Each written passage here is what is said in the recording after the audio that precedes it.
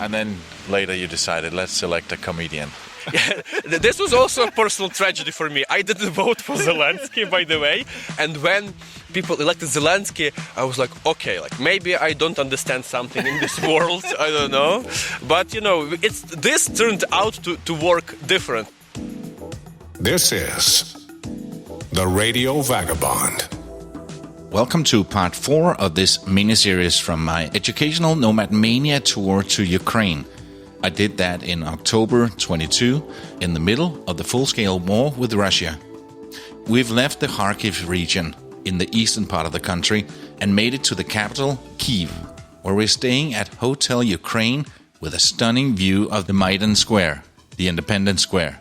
After breakfast the next day, we go for a walk in the square, seeing the thousands of Ukrainian flags being put there, one for each soldier having died in the war. There are so many. And then we went to the nearby Mikhailivska Square, where there were some tanks displayed. Yes. These are Ukrainian civilian cars when during the first days people tried to evacuate from Bucha, Irpin, Borodyanka, these places, and they just took the cars and tried to leave the places. And Russians, they just targeted civilian cars, and a lot of people were killed during the first days of invasion, during the evacuation. They tried to evacuate themselves, so yes. So what are these tanks? This is a self-propelled howitzer, all of them Russian demolished armament. Infantry fighting vehicles, armored personnel carriers, some small military armored cars. Yes, self-propelled howitzer. Самохідний артилерійський установок. So the cars are Ukrainian? Yes, Ukrainians. Military equipment, Russian, yes. This is the part of missile, Russian missile there, .U. This is, they used against...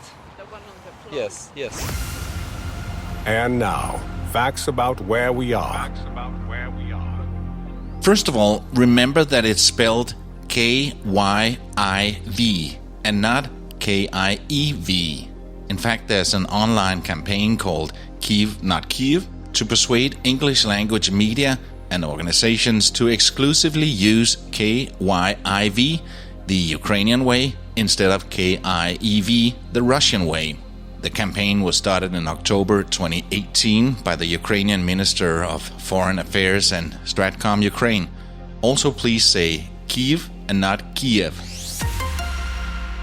Kyiv has close to 3 million inhabitants in 2022. It might be a little bit less now. And it's the biggest city in Ukraine. It's also one of the oldest cities in Eastern Europe, with a history spanning over 1,400 years. The city is a vibrant cultural center, boasting numerous museums, theaters, art galleries, and historical landmarks. Kyiv showcases a blend of architectural styles, ranging from ancient churches with golden domes to Soviet-era buildings and modern skyscrapers. The city is located along the banks of the Dnieper River, Europe's fourth longest river. The river adds to the city's beauty and offers recreational activities such as river cruises and scenic walks along the embankments. Maidan Square, also known as the Independence Square, is the central square in Kyiv and has been the focal point of many historical events and demonstrations, including the Orange Revolution in 2004 and the Euromaidan protest in 2013-2014. More about that later. It's also known for its religious diversity. It's home to various religious sites, including Orthodox Christian churches such as St. Sophia's Cathedral, as well as mosques, synagogues, and cathedrals. One of the things that surprised me when I was there for the first time in 2016 was how green it is. Despite it being a bustling metropolis, Kyiv offers abundant green spaces and parks where residents and visitors can relax and enjoy nature. Kyiv has experienced numerous conflicts throughout its history. It played a crucial role in World War II and was heavily impacted during the Soviet era, witnessing significant political changes and struggles for independence. And that was Facts About Where We Are. When I was there in 2016, I did a tour with a woman called Ksenia Pletnova. She's a tour guide and the founder of Ukraine to Go. We kept in touch and I spoke to her in the early days of the invasion in 2022, where she was in a shelter with her family. She simply said, "It's hell right now." Since then, she fled and is now living in Prague, where she's also a tour guide. Back then, she took me around the city and we started walking under the streets near Maidan Square, where there's a market. One of them selling an interesting toilet paper with Putin's face. Have you seen the most popular Ukrainian souvenir? No? The toilet paper with Yes, the face I of Russia. just took a picture of it. So it's the most... There it is. Yeah, exactly. So does that say something about what Ukrainians think about Putin? Actually, yes. Actually, yes. And if you ask any local person, he will tell you that he buy it for personal use and it's very soft. On a hill close to the river, there's a big monument that at the time was called the Arch of Friendship, or the monument to commemorate the reunification of Ukraine with Russia. But even when I was there in 2016, Ukraine was already at war with Russia in Crimea. So now we are coming to see the monument. It's Arch of Friendship. Arch of friendship between people, between Russians and Ukrainians. It was built in 1981 because that year was 60 years anniversary as Ukraine became part of USSR. So now we are not so big friends with Russia because we have the war which is going on in the east of Ukraine and our soldiers are dying every day. But the arch exists. And actually the friendship also exists because we are all relatives, we are brothers. So you know, politicians, they play chess, but the family is the family. So you can't stop communication with your family just because they live in Russia. Anyway, that must be a strange thing being in war and still some friends and family and... It's very strange. We say it's a hybrid war. It's not real war, but it's real war. Yeah. On the one hand, it's going on 800 kilometers from us, so in Kyiv we don't feel it. But every morning, our news, radio, TV channels, they start the morning about the news from the east. So every morning we get know how many our soldiers died last night, and this is very depressive, but we get used to this, so for us it's like the process of living. Yeah, but that must also affect the people here, because I guess that some of the soldiers are from this part of From Ukraine. Kyiv, yeah, and many... these soldiers who are there, they are not like strangers. They are relatives. So, for example, my mom's friend, she is the mother of the soldier who is right now at the east of Ukraine. So it's part of every of us. I'm not so sure that Ksenia would repeat the things she said back then in 2016. The friendship also exists because we are all relatives, we are brothers. It's different now. And on the 14th of May 2022, after the full-scale Russian invasion, the Kyiv City Council renamed it to the Arch of Freedom for the Ukrainian people. This is the Radio Vagabond podcast. Orest, what is the place we're going to?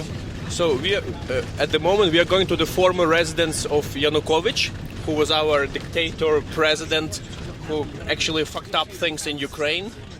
And this is like now turned into the museum of corruption, I would say, to see how lavishly the rulers here used to live. So it will be pretty exciting. He was a dictator when the Orange Revolution came. Like he became, like the irony is that he was like really elected democratically, but then he like stepped back from the European, from Western development direction of Ukraine, which basically made people to revolt. Yeah. Viktor Yanukovych, Ukraine's former pro-Russian president, who had a tumultuous tenure marked by controversy and allegations of corruption. When he was president, he managed to put a lot of money in his own pockets. He built a huge house for himself and created this enormous area in a park at the river in the outskirts of Kyiv. and this is where we're going now. Let's look in the history book.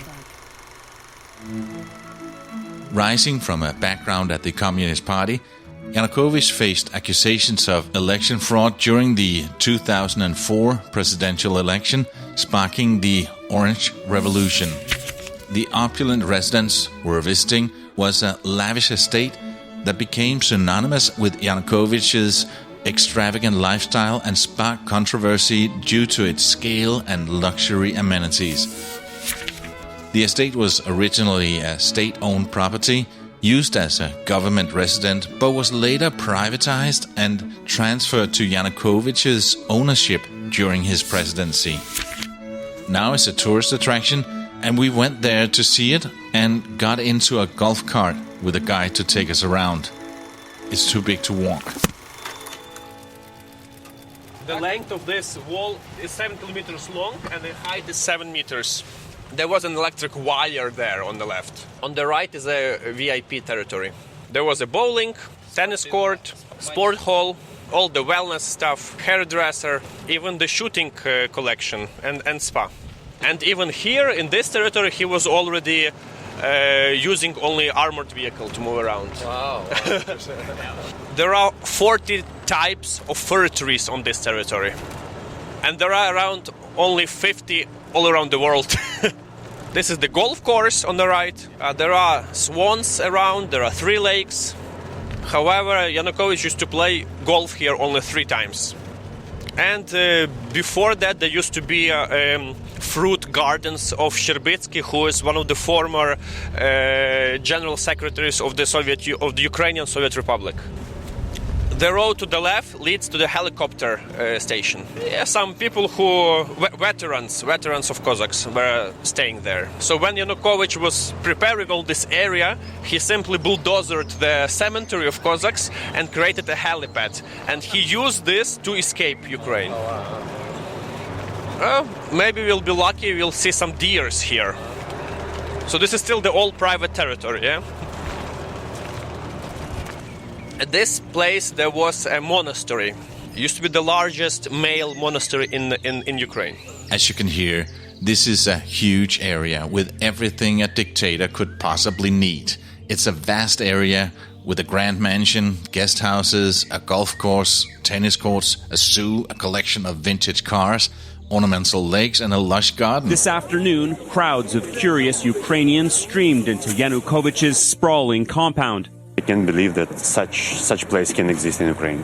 On its golf course, Anton Ivanov found this club with Yanukovych's initials engraved. Nearby, a zoo with ostriches and peacocks. Elsewhere, a garage with dozens of antique luxury cars. When people came here, they were like they couldn't believe their eyes to see all what we have seen, because people didn't know. Yeah, people didn't know, which was also insane, right?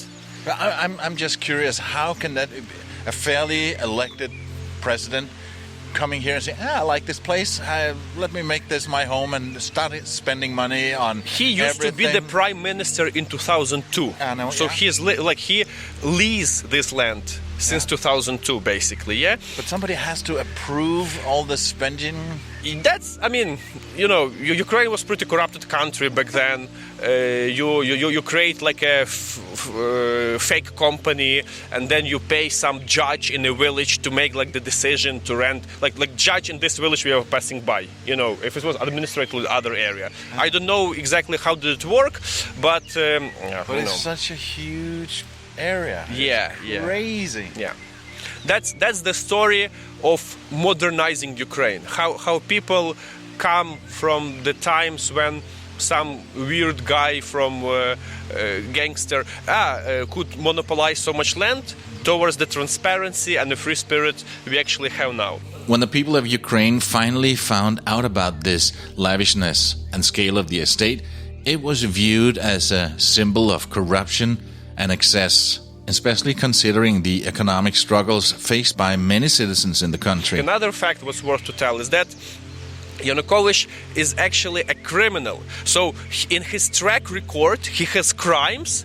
for stealing hats. During the Soviet Union, he was sentenced to jail because he stole hat from people. It's just such a weird thing. And within my group of people, I could not believe how he could be voted for. When you said hats, I thought you said hash. Yeah, but it also shows that, democracy is not the best form of rule of the country, but we didn't figure out anything better. Yeah, and surprisingly for me, majority of people living in my country voted for such a bastard. The property became a part of the public outrage during the Euromaidan protests in 2013 and 14. Further fueling discontentment with Yanukovych's rule. Now we are in the residence of Yanukovych here, the fleeing president, basically, who fled in 2014. As we're in front of the huge mansion... But what's the backstory of it? Ora start telling us the story of the former president. Ukraine got independence in 1991. Was developing as a neutral, geopolitically, Eastern European state. And then basically in 2004, there were elections with two major candidates, Yanukovych and Yushchenko, with Yushchenko being pro-Western, Yanukovych being pro-Eastern direction. Yeah? Since he got access to administrative resource, to people, contacts and so on, he violated the votes, which showed the result that he is supposed to win. People didn't agree with this and went on the street, on Maidan, and that's how the Orange Revolution started. It was a peaceful revolution with zero casualties, and the result of it were re-elections with international supervision and so on, which showed that actually Yushchenko win. So officially from 2004, the foreign policy of Ukraine is a pro-Western direction, the laws have been changed, the constitution amended, and we were heading towards the European Union. It was at the same time after the largest expansion of the Soviet Union with 10 new Central European countries joining, right? I envisioned, because I was 16 years old, so I participated in this revolution, and I was already dreaming that in a few years Ukraine will join the EU, the same as neighboring Poland, which didn't happen because our pro-Western elites couldn't handle things well. So basically then there was the global crisis hit in 2008, which affected the economic situation, and people just got disappointed. So on the next re-elections, in 2010, eventually Yanukovych won the elections democratically with 51 or 52% of votes. So, first of all, this was a result of people being disappointed with the previous government, economical crisis, and the biggest mistake, in my opinion, was that since he violated the vote, he should have been in prison back then, not being able to run for the presidency again, right? But he wasn't able to violate the votes in that election. No, so that was real. Yeah, that was real, So that was a big disappointment for many pro-Western people. But despite that, the official policy of Ukraine still were remaining pro-Western, because this was how the institutions were operating back then. And in late 2013, Ukraine was supposed to sign the association agreement with the European Union.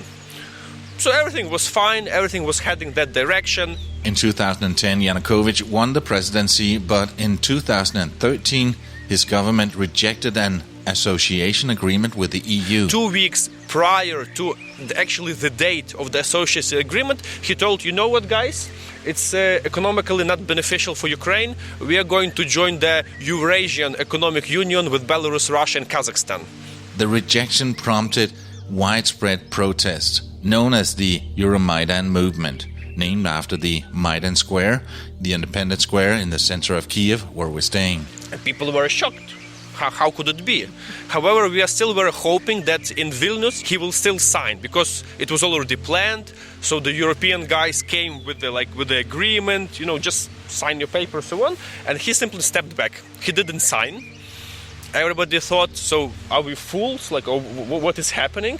And a small group of students went on the streets of Kiev in late November 30th, telling, we want Europe, we want to go to Europe, and so on. Thousands of Ukrainians gathered frequently at the Maidan Square to protest against the Yanukovych government. It began as protests to the decision of rejecting this trade deal with the EU in favor of closer ties to Russia. but they soon evolved into a broader movement against corruption, abuse of power, and the demands for political reform. So what was a mistake for Yanukovych and what actually later on put him down of power is that despite of simply listening to students, like telling, well, okay, and they would go away to their lessons next day, he simply sent the police to beat the students, which never ever happened in Ukrainian history. We are very peaceful people, and suddenly you see that a bunch of students have been beaten up by the police on the street openly. The next day more people came, more and more, and by mid-December we had like a serious protest on the streets of Kiev, not only against the violence of students, but also about pro-European initiative. It was still very peaceful until Yanukovych was starting to use police as well, brutally beating more and more people, which provoked more and more revolts. In February 2014, the violence escalated dramatically. Fallen bodies on the streets of Kiev. Protesters confronting security services who respond with live ammunition. Police moved to the square, and the situation quickly sprawled out of control, and the police opened fire on unarmed protesters. So the Maidan have been built up, there were camps, people were cooking food, resources were coming from all around the country, until the climax when it happened that they installed snipers around Maidan, and actually now we are living in the hotel, which also used to be a base for snipers. Many were killed by gunfire and sniper attacks, even from the roof of the hotel we're staying in. Here, a CNN photographer captures the moment when a group of medics is seen helping a man lying on the ground. And within 2 days, around 180 people have been killed. There is a shot. One medic falls to the ground and tries to crawl away. We don't know if he survived. The casualties climb quickly. The street next to Maidan Square, where all the people died, is now kind of a memorial with pictures and names of all the protesters that were killed here. This was already unimaginable for us. Sometimes people tell that real revolution is not possible without the blood. This was the blood which sparked the entire nation, like going completely wild, and Yanukovych with all the guys were just like wiped out in one day. And from this place, using the helipad over here, he just took as much gold, financial resources, and fled to Russia. The massacre fueled outrage, and in this chaos, Yanukovych got on a helicopter and fled to Russia. Yanukovych, who has kept Ukraine closely tied to Russia, has fled the capital, resulting in the Ukrainian parliament officially removing him from power. And then he fled in 2014, and you thought, okay, now everything's great. And then comes the Russians. And then the war, exactly. In so Crimea. The Russia understood that they're losing grip on Ukraine, so they invaded Crimea and started the open war in Donbas, which we are still dragging on. Yeah. Today, he refused to resign, comparing the impeachment to the Nazis coming to power. This was a clip from ABC News in 2014, when he just fled. Interesting to hear how his words about comparing it to the Nazis coming to power was used again by his friend Putin's narrative for invading Ukraine almost 8 years later. And this was the overthrowing of Yanukovych regime, and that's basically our story about this. After Yanukovych fled to Russia in 2014, the estate was opened to the public, revealing the extravagant lifestyle of the former president. The Ukrainian government turned the area into a museum and a symbol of the fight against corruption, allowing visitors like us to explore the grounds and buildings while learning about the excesses of the former regime. It attracts visitors curious to witness firsthand the crazy display of wealth and luxury. The estate stands as a stark reminder of the challenges Ukrainians faced during Yanukovych's presidency and the ongoing efforts to combat corruption and promote transparency in the government. Now, several reports seem to suggest that Vladimir Putin's next plan is to ensure that a Kremlin-friendly government is put in place right now in Ukraine. And that means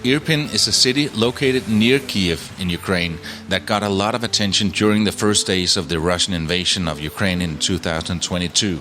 It was one of the areas where Ukraine forces engaged with intense fighting against the Russian forces as they attempted to advance towards Kyiv.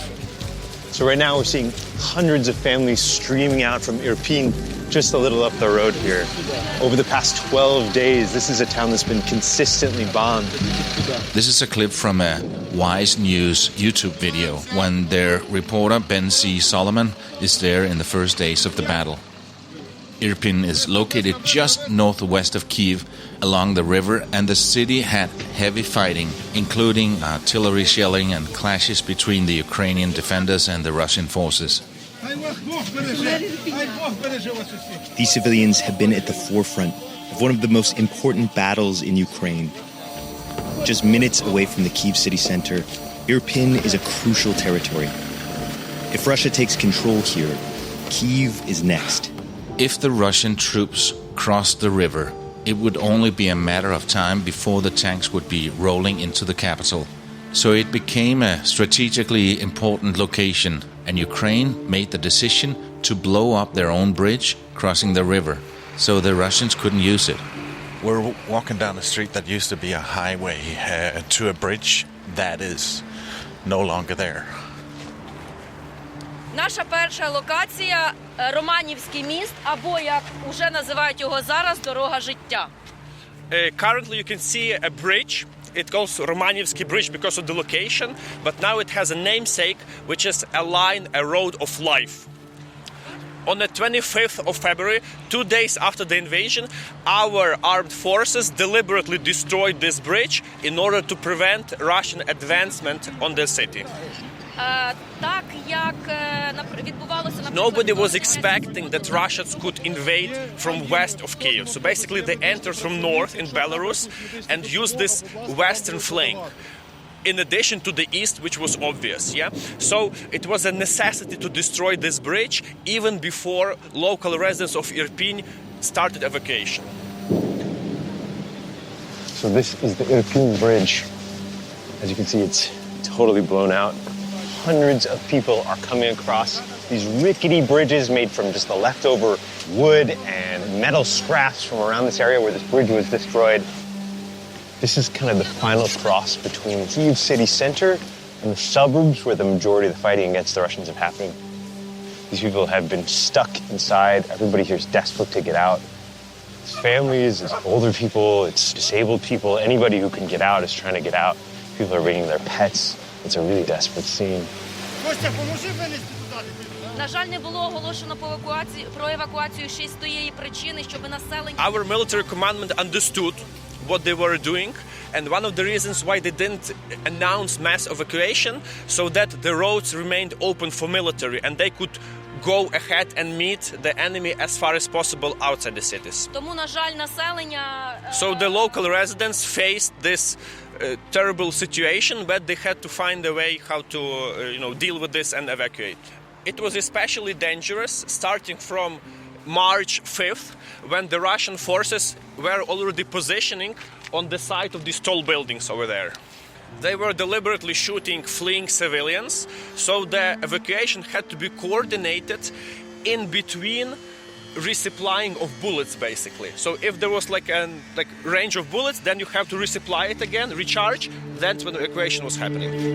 What are the dangers right now for the civilians coming across?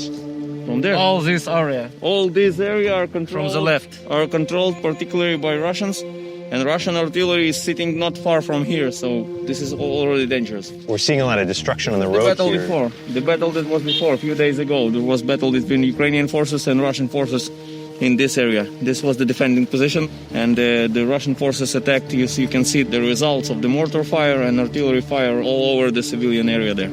One of the most tragic events happened just behind us in that assaulted intersection when the mortar mine fell and killed the entire family plus a volunteer who helped them with luggage.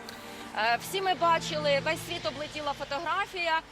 Everybody's seen a picture when people sheltering under the bridge, which basically happened beneath this bridge. So the way it was working, civilians were coming through the field in different directions. Then they were grouping below the bridge, waiting when there was a few minutes between the artillery fire, and were running as fast as possible into the forest. Саме тому це місце. That's why this particular area will remain until the end of history, the name, the line of life, and necessary measures, necessary memorials will be built here to commemorate this. За різними оцінками від 60 до 100 тисяч населення. Thanks to this line of life, up to 100,000 civilians were saved. So it's necessary to make a proper memorial here to commemorate this. The situation in Irpin and its vicinity was part of the broader conflict that unfolded across Ukraine following the Russian invasion. The battles and military operations were part of the efforts by the Ukrainian forces to resist the invasion and protect key cities and regions from occupation. And we could see the scars, even though reconstruction is well underway. So this area where we are now, it was already occupied. Russians were controlling this territory. But it was liberated relatively quickly. So basically, within a month of the initial invasion, our armed forces pushed Russians out. Варто зауважити, що в місті не залишилось. Every single infrastructure object of Irpin have been damaged or destroyed by Russians during this 1 month. На сьогоднішній день відбудовано уже всі заклади освіти. Every school, every kindergarten, медицина вся. And all hospitals are already rebuilt. What remains still damaged is the main cultural center and the stadium and sports school. 70% of residential buildings were damaged in larger or lesser extent. 750 large blocks have been damaged, out of which already 500 is already rebuilt. 100 blocks are that badly destroyed that they're not going to be rebuilt. They'll be just demolished and, rebuilt from scratch. 2,500 of private residential buildings have been damaged or destroyed, and currently they are in the process of reconstruction as well. Some of them will have to be built from scratch. All of these cars are abandoned. A lot of them have been bombed. A lot of them have been popped up and shot. Right now, it's safe. People can cross. But just up the road here is where they're saying the Russian checkpoints start. In the Wise News video, Solomon walks along the street leading up to the destroyed bridge with a lot of abandoned cars. Some of them have bullet holes, most of them have the windows smashed, and many of them are completely burned. These cars have now been moved to a truck stop closer to the city and piled up in what is called the graveyard of cars. And this is where we are now. This is the cemetery, the graveyard of cars.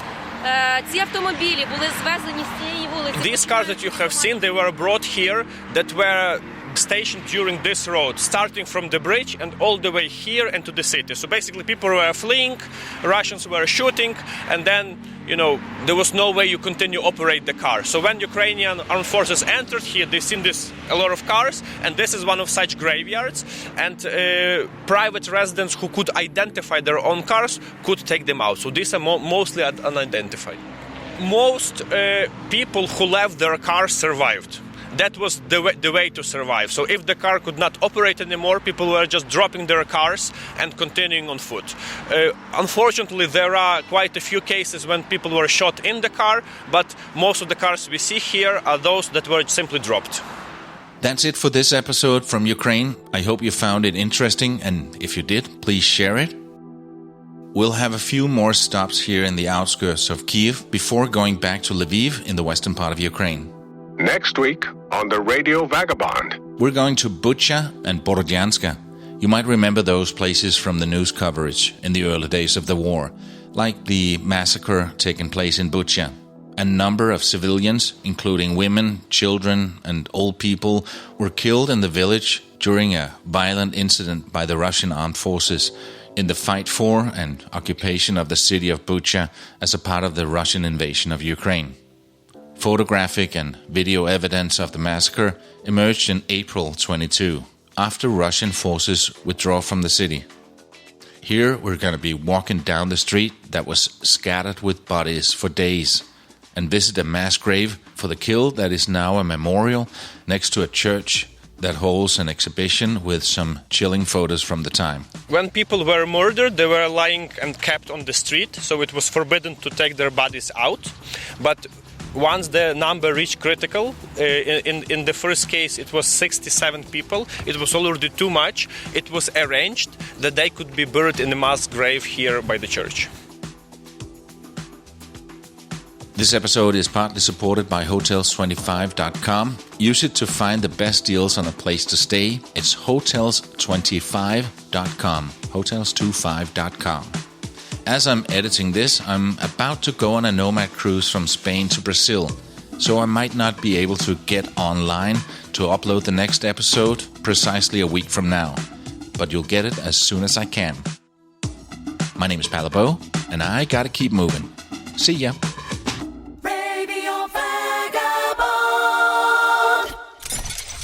Produced by RadioGuru.co.uk.